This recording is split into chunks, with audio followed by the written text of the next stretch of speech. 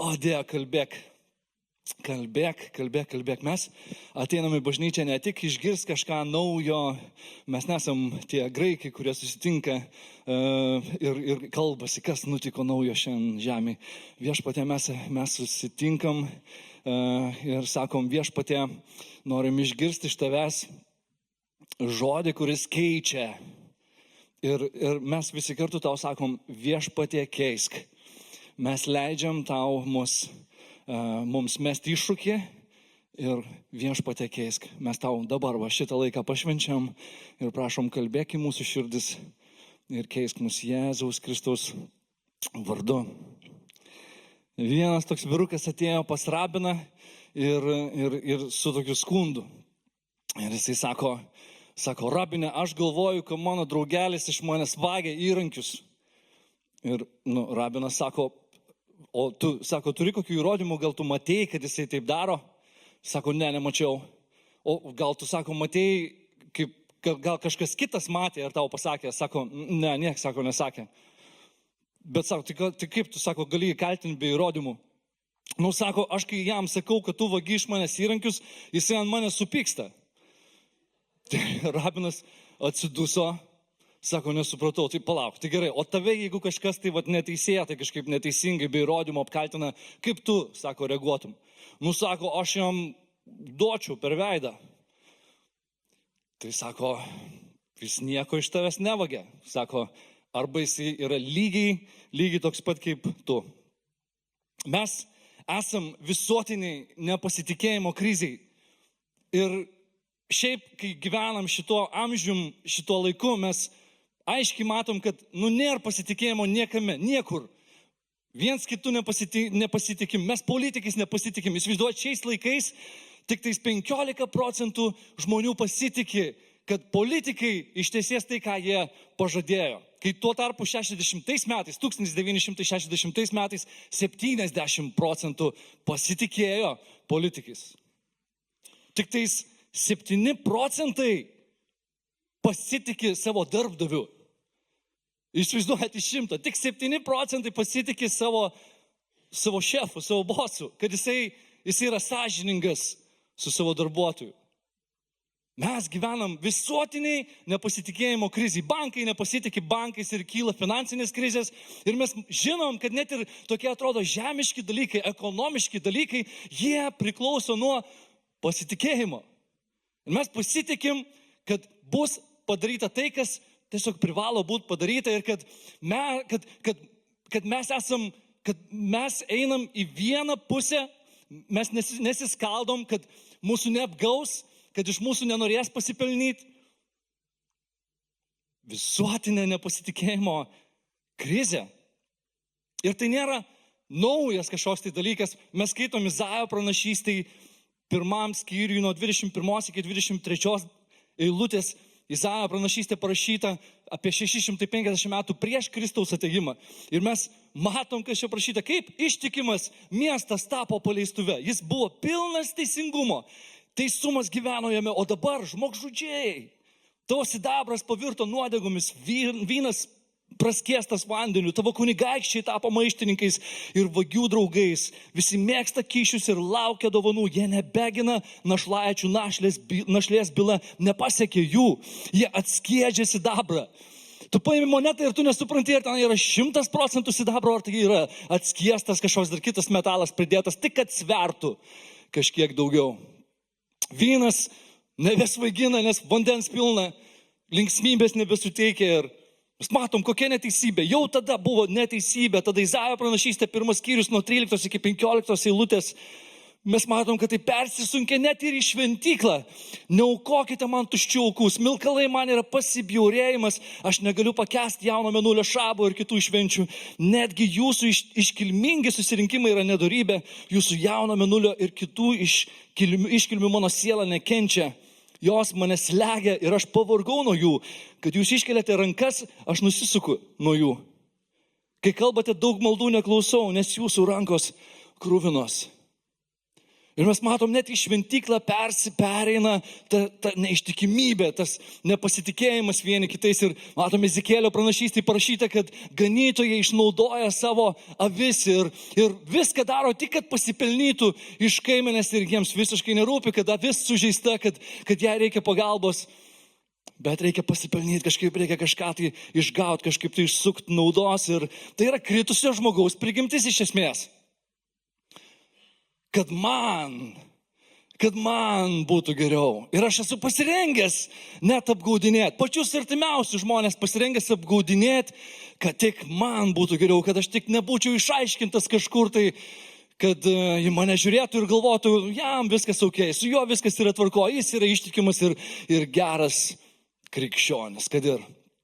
Ir aš prisimenu tokią istoriją apie Judą. Ir jinai mane sukrėtusi, aš nežinau, 2 savaitės aš galvoju apie tai. Žinot, kaip paskutinės vakarienės metu į Judą ateina tas sumanimas, kad jis išduos Jėzų. Tos paskutinės vakarienės metu. Ir Jėzus nuplauna visiems mokiniam kojas ir Judo neprilečia. Šitas jo prisilietimas, kojų nuplovimas, jo visiškai nejaudina. Jo mintyse vis tiek, kaip man išduot Jėzų. Išduot, Mesijas plauna jam kojas, o jo mintyse kaip tą Mesiją išduot.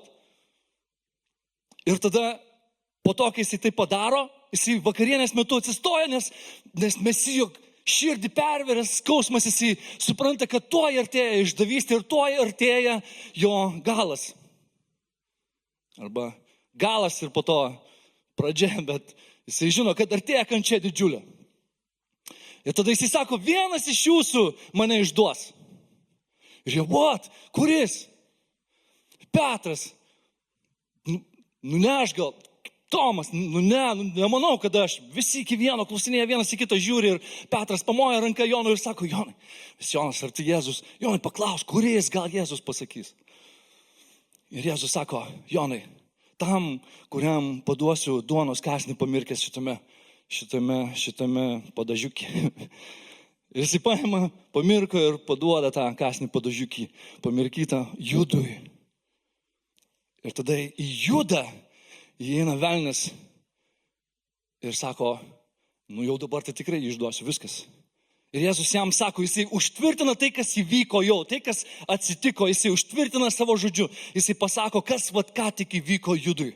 Eik ir ką nusprendėjai, padaryk greitai. O apaštalai, visą tai matydami, vis tiek nesupranta, kad Judas išduos.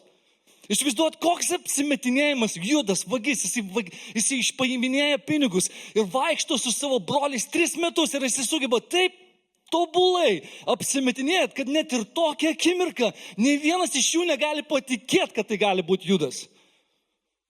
Nes Judas dvasios taip pat pilnas, turintis valdžią prieš šėtoną, jisai daro stebuklus, mato, kaip duona daugėja, bet jo širdį piktumas. Man daugiau noriu. Adam Smith, kuris parašė Wealth of the Nations, kur praktiškai visas kapitalizmas pastatytas ant šitos knygos, jisai sako, mes tikimės vakarienės ne dėl mėsininko, aludario ar kepėjo geranoriškumo, bet dėl jų pasirūpinimo savimi. Nes mes, kai einame į parduotuvę, galvojam, iš mūsų to išpeš.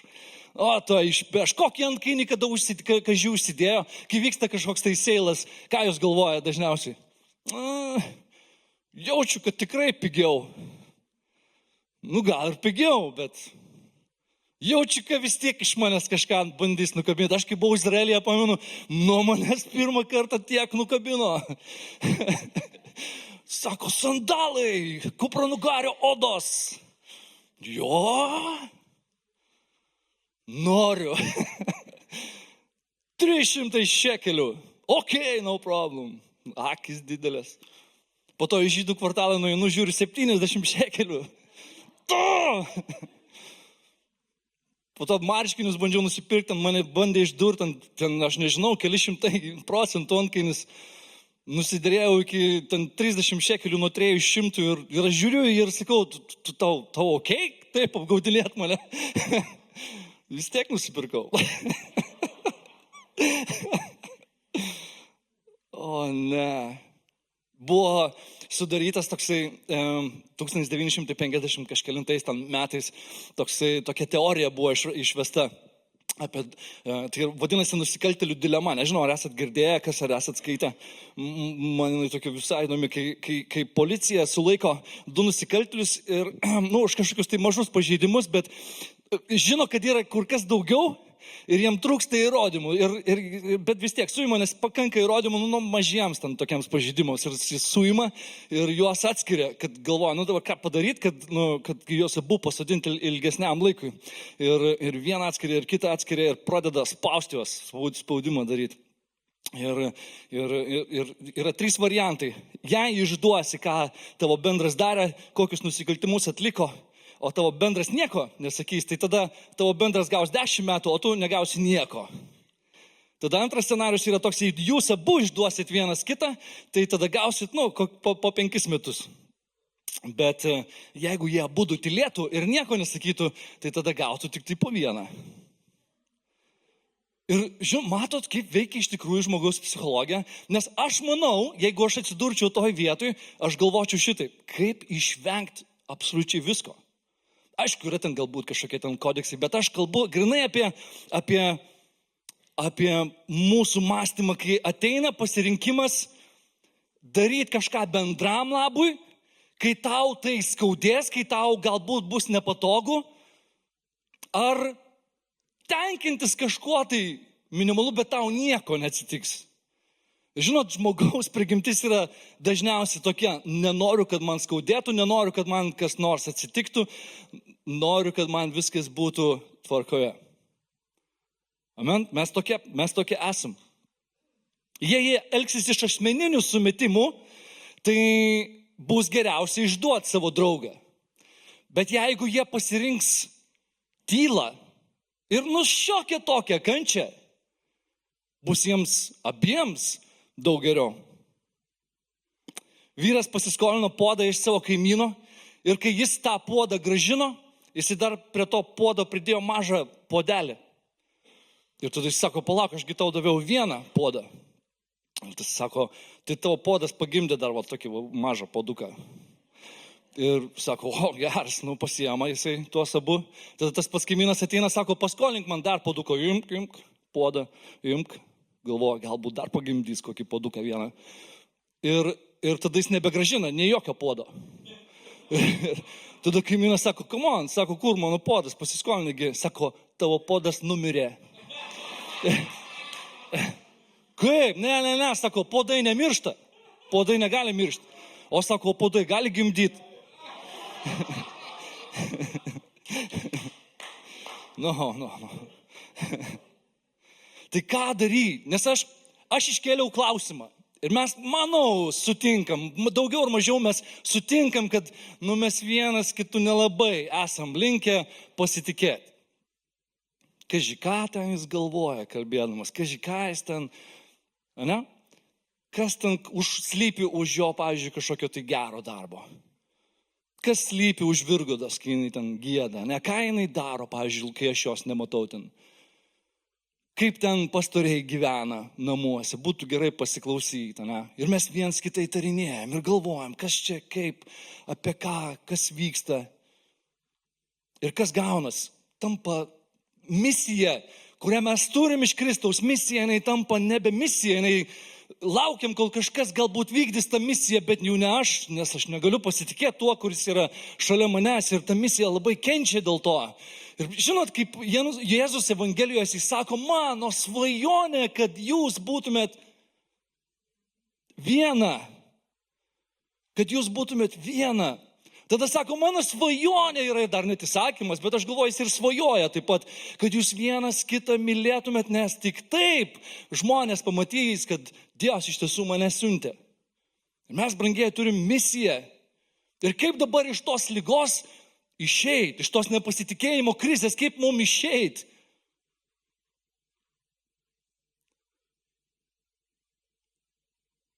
Evangelijoje pagal Matą mes matom, yra šitai parašyta. 5:38-39. Čia aš pasakysiu, kaip būdavo ir galbūt kaip dar kartais vyksta, bet kaip iš tikrųjų neturėtų vykti.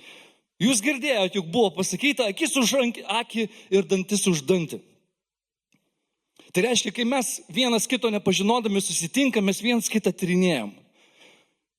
Kaip Vytautė elgsis su manim, tai aš panašiai ir su ja elgsiuosi. Jeigu Vytautė su manim elgsis negražiai, tai ir aš tada negražiai elgsiuosi arba tiesiog nutilsiu, užsidarysiu, pasitrauksiu ir nebebendrausiu.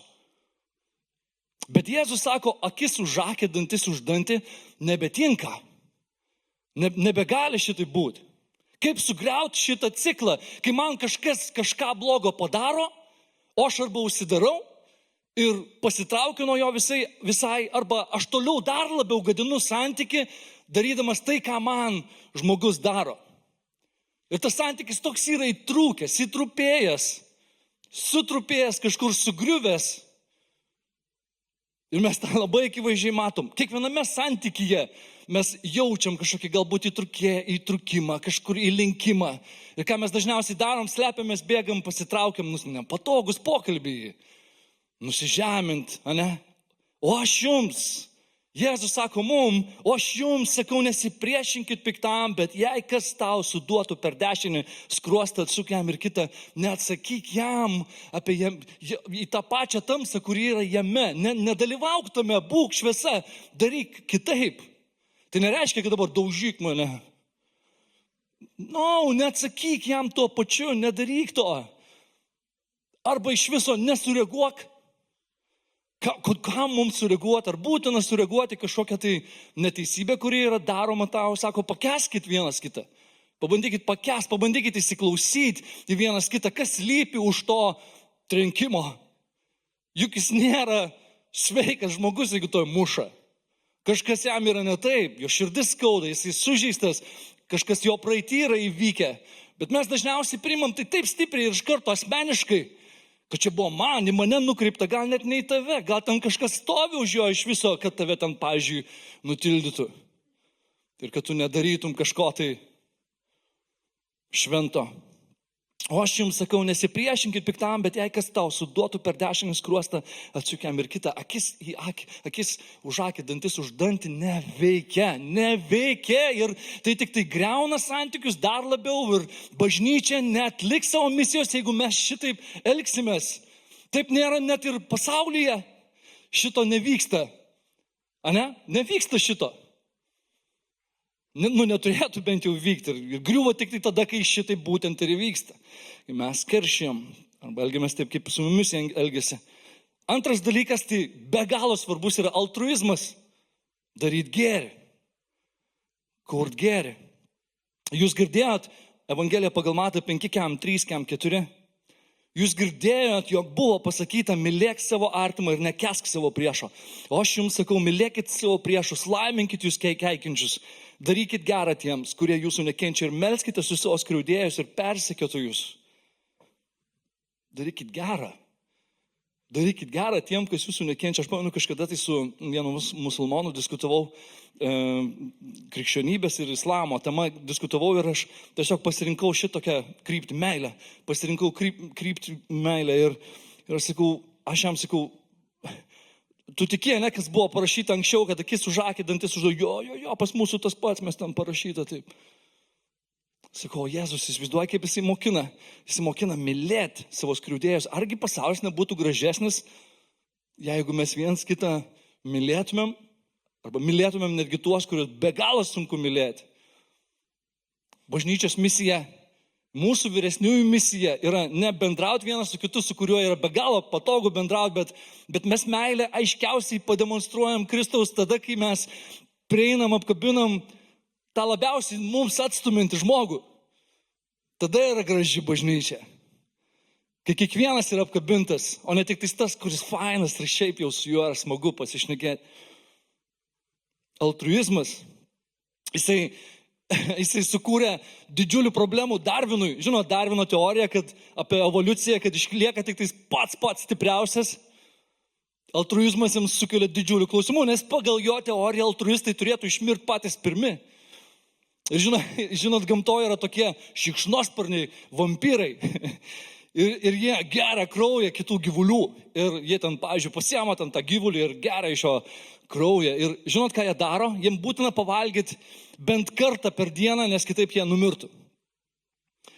Ir tas, kuris nepasigauna savo grobio, jis 100% gali tikėtis, kad jo draugas duos jam. Taip vyksta gamtoje, įsivaizduoju, šikšnosparniai, vampyrai, altruistai. Ir jie dalinasi vieni su kitais, nes mato, kad jisai neturi ir kad jie žino, kad jisai mirs. Ir kas atsitinka, jie dalinasi ir jie klesti dėl to, kad jie dalinasi. Nes jeigu jie nesidalintų, jie nyktų ir visiškai išnyktų ir patvirtintų dar vieną teoriją. Ačiū Dievui už šikšnosparnius, vampyrus.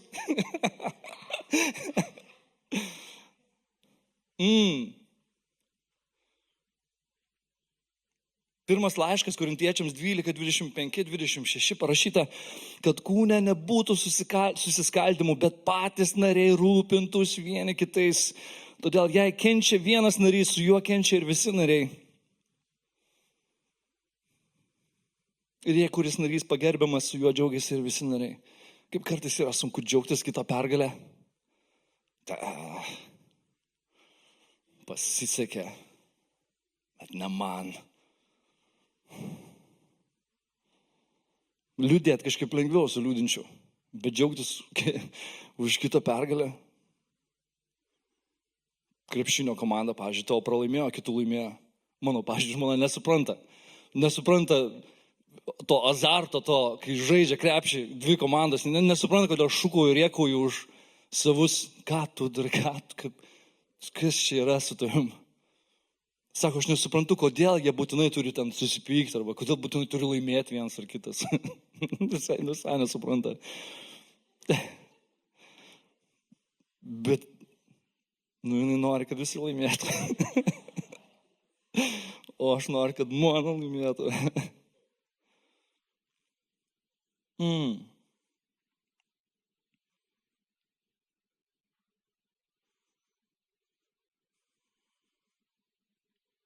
Pats svarbiausias dalykas, tai aš suprantu, mes turim nustoti elgtis vieni su kitais, taip kaip su mumis elgėsi, ne, kad ir mes taip neturim daryti.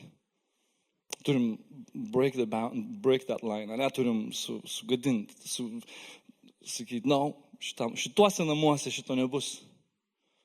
Nebesutinku su tuo, viskas, su tuo nebegyvensim. Tai yra velnio vienas iš įrankių, kaip divizijas kurt bažnyčiose. Ir visiškai mūsų nukenksminti, įsivaizduoja, Jėzus atėjo, mes turėtumėm apšį gyvenimo. Gyventumėm visiškai laisvėj.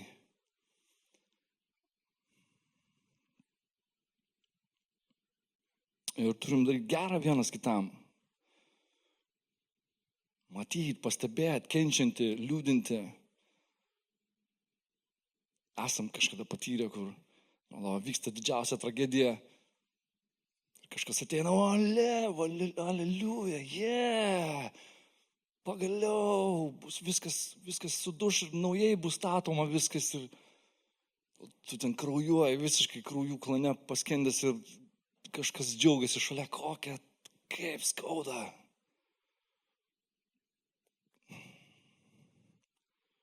Bet pats svarbiausias, kas kiekvieną iš mūsų sieja, tikinti kiekvieną iš mūsų sieja, tai yra sandora. Sandora.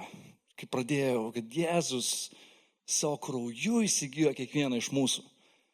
Šitą bažnyčią, šitą šventyklą, šitą šventovę, šitą buvimą jisai mums leidžia patirti dėl savo sandoros sudarytos su mumis.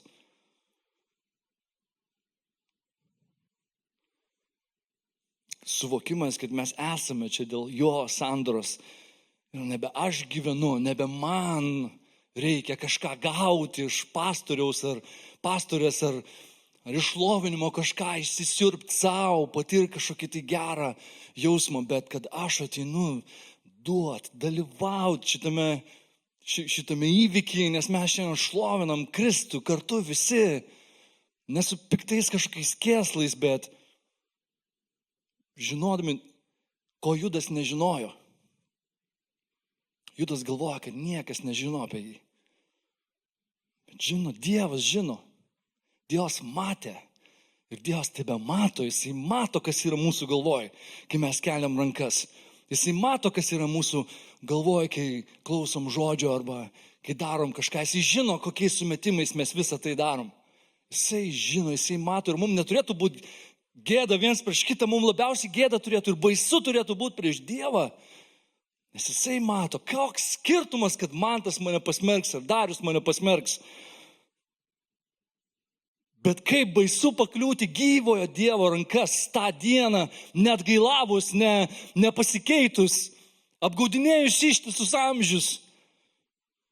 Kaip tada būtų baisu atsidurti prieš jį, kai nėra kelio atgal, kai tu negali sakyti, stop, dabar žinau, per vėlu, viskas, tu stoji prieš jo sostą ir dabar jau viskas, už nieko negali pasislėpti.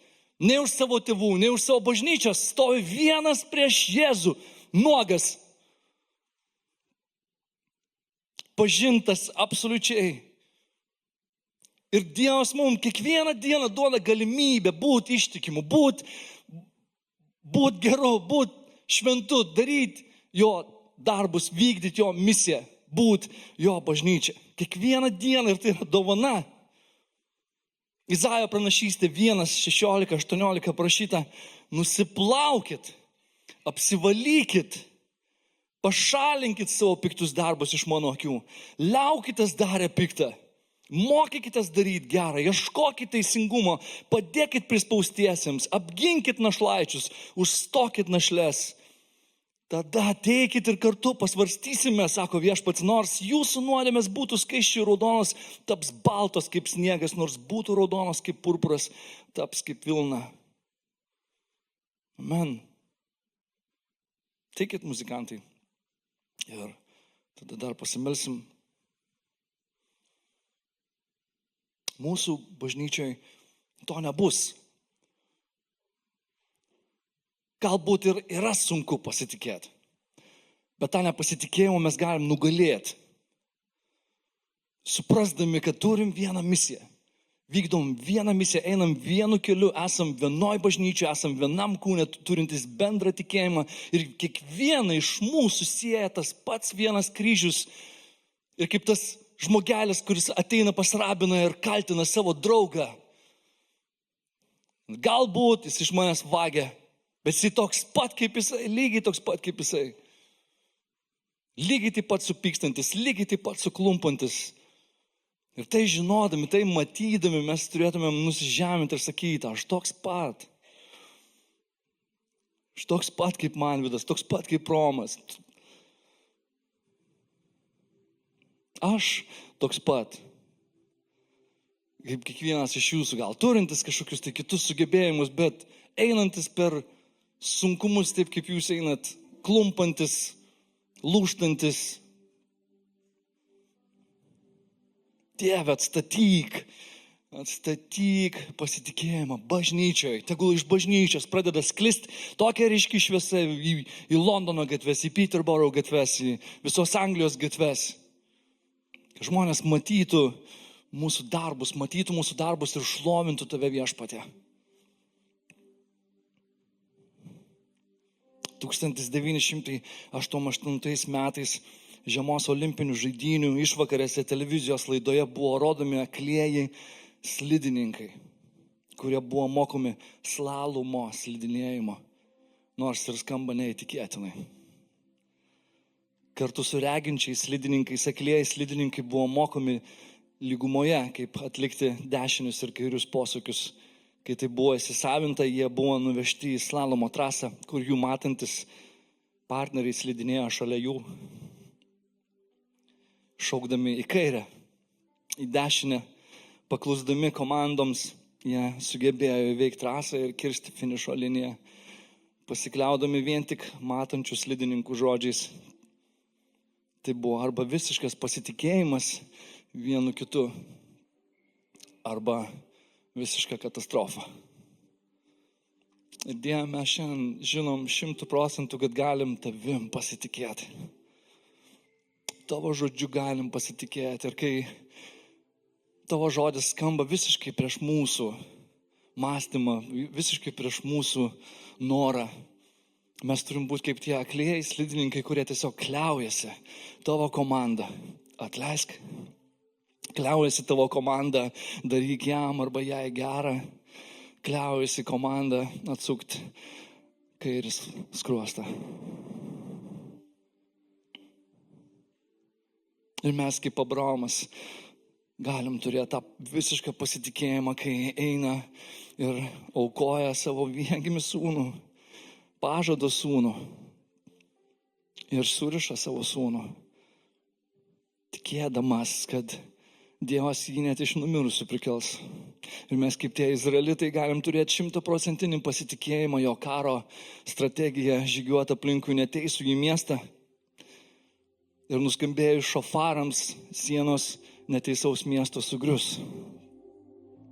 Mes galim pasitikėti jo žodžiu, net jei tai visiškai susikerta su mūsų logika. Ir labiausiai su mūsų logika susikerta tai, kad tu žinai, kad esi toks neteisus, o toks teisus Kristus ateina ir pasiaukoja, apsikeičia vietom su Barabu, žudiku, maištininku, vagiu, plėšiku.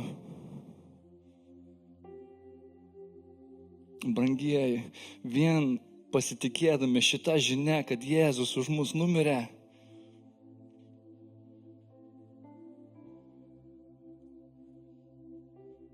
jau vien ta žinia turėtų mus skatinti nusukti akis nuo savęs ir atsukti savo akis į draugą, į brolį, į sesę. Brangus Jėzau, pasimelskime visi kartu. Brangus Jėzau, ačiū už tavo kryžių, ačiū už tavo auką, už tavo kraują, ačiū Jėzau, kad apsikeitei su manim vietom. Aš buvau vertas mirties. Aš buvau vertas mirties. Aš buvau vertas pasmerkimo. Tavo nusisukimo nuo manęs aš buvau vertas. Vertesnis už kiekvieną iš šitų esančių viešpatie, bet tu savo didžios malonės viešpatie pamilai mane, pamilai mus viešpatie. Atsukai kairį skruostą viešpatie, palaiminai savo priešą ir padarai nuostabų gerumą tam, kuris tavęs nekentė visą savo esybę. Ir visais savo darbais rodė neapykantą tau. Dievo tavo malonė, tegul nužengia į šitą vietą, į tavo bažnyčią ir pradeda gydyti mūsų viešpatie. Pradeda gydyti mūsų širdį viešpatie. Tai vyksta susitaikymas, jeigu tas susitaikymas turi vykti viešpatie, tai vyksta išgydymas, tegul būna santykiai atstatyti viešpatie vyro, žmonos, viešpatie mamos, dukros, tėvo, sūnaus, brolių, seserų, viešpatie, tie santykiai būna atstatyti. Dieve, šiandien meldžiu tavo išgydymo jėgos, viešpatie. Ir ta jėga yra tavo žodis ir pažadas, kad tu esi viešpatie ir kad mes tau rūpim, karaliau. O Jėzau, išgydyk viešpatie. Ir kaip giedojom tą giesmę, vertas tu avinėlį viešpatie ir būk vertas. Šiandieną viešpatie, šiandien susitaikymų viešpatie, būk vertas. Būk vertas viešpatie. Priimk iš mane šlovę viešpatie. To susitaikymo šlovę priimk viešpatie. Nes tu esi vertas to, Dieve. Vertas to viešpatie. Aleliuja viešpatie. Jėzaus Kristaus vardu ir visa bažnyčia sako amen.